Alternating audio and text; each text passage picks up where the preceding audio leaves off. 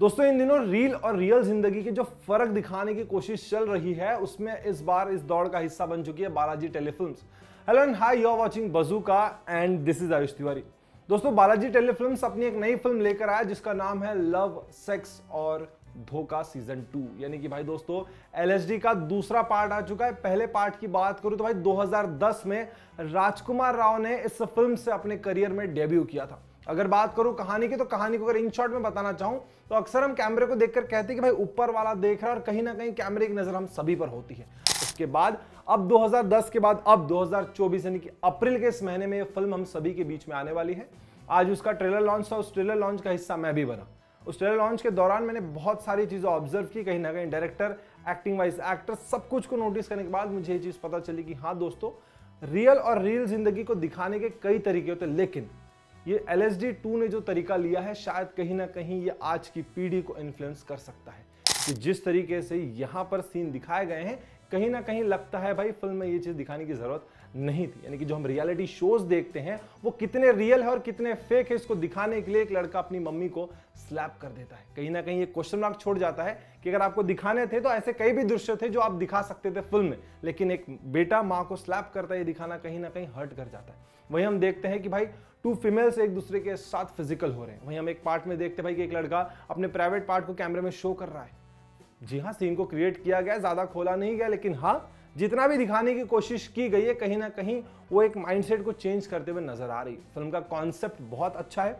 Film के अगर निर्देशन पे, कहानी पे ध्यान दिया जाता तो इस फिल्म के कॉन्सेप्ट को अच्छे तरीके से हम आगे पहुंचा सकते थे, लेकिन मेकर्स ने शायद स्क्रिप्ट डायरेक्शन वाइज थोड़ी कमजोरी दिखा के, थोड़ा ओवर स्मार्ट की वजह से फिल्म कहीं ना कहीं एक रॉन्ग डायरेक्शन में जाने के पूरे चांस नजर आ रहे हैं।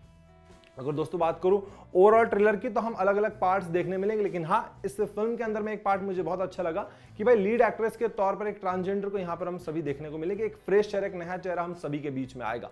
अब देखना ये होगा कि भाई ऑडियंस LSD 2 को किस तरीके से एक्सेप्ट करती है, क्योंकि लव सेक्स और धोखा का एक अलग फैन फॉलोइंग है। राजकुमार राव के कारण उस फिल्म को लोग बहुत ज्यादा प्यार कर रहे हैं और हाँ 2010 से जनता वेट कर रही थी कि भाई कब लव सेक्स धोखा सीजन 2 आए, लेकिन आया, पर इस तरीके से आएगा ऑडियंस ने एक्सपेक्ट नहीं किया था। जी हाँ, निमृत कौर का नाम इसके साथ जुड़ता है, इसके साथ मोनी रॉय का नाम जुड़ता है और भी ऐसे कलाकार हैं जो इस फिल्म के अंदर में हमको मुख्य भूमिका के तौर पर नजर आएंगे, लेकिन हाँ ट्रेलर के अंदर में इनकी छोटी मोटी झलक दिखाई गई है। अब जब पूरी फिल्म पर्दे पर आएगी तब पता चलेगा भाई कि किस किस तरीके के नए नए कलाकार हैं और कौन से नए टप्पे दिखाए गए हैं और रियल जिंदगी को रियल से किस तरीके से कन्वर्ट किया गया है। मैं फिलहाल थोड़ा उस ट्रेलर को देख के डिसअपॉइंट हुआ हूं, क्योंकि कुछ ज्यादा ही खोलकर दिखाने की कोशिश कर दी गई है जितना दिखाने की जरूरत नहीं थी। अब ये देखना होगा कि भाई ट्रेलर में अगर इतना धमाका है, इतनी कहीं ना कहीं न्यूडिटी दिखाई गई है, तो अब आगे के फिल्म में क्या होगा। जी हाँ, सेंसर बोर्ड के परमिशन के द्वारा ही ये फिल्म हम सभी के बीच में आ रही है, फिर भी इस फिल्म को जितना ओपन कर दिया गया शायद उतनी जरूरत नहीं थी। अगर स्क्रिप्ट डायरेक्शन वाइज काम किया जाता तो शायद ये फिल्म लोगों को बहुत ज्यादा पसंद आती। एक्टिंग वाइज एक्टर सारे फ्रेशर्स है, कुछ ही नामचीन चेहरे हमको यहाँ देखने मिलेंगे, फिर भी हाँ जितने भी एक्टर्स ने काम किया अच्छा काम किया है, अपनी एक्टिंग दिखाने की पूरी कोशिश की है और कहीं ना कहीं एक्टर्स को देख के समझ में आ रहा है कि भाई कोई ना कोई राजकुमार राव से जरूर इंस्पायर्ड होकर आया है। तो दोस्तों ये ट्रेलर आपको कैसा लगा प्लीज हमें कमेंट सेक्शन में जरूर बताइएगा।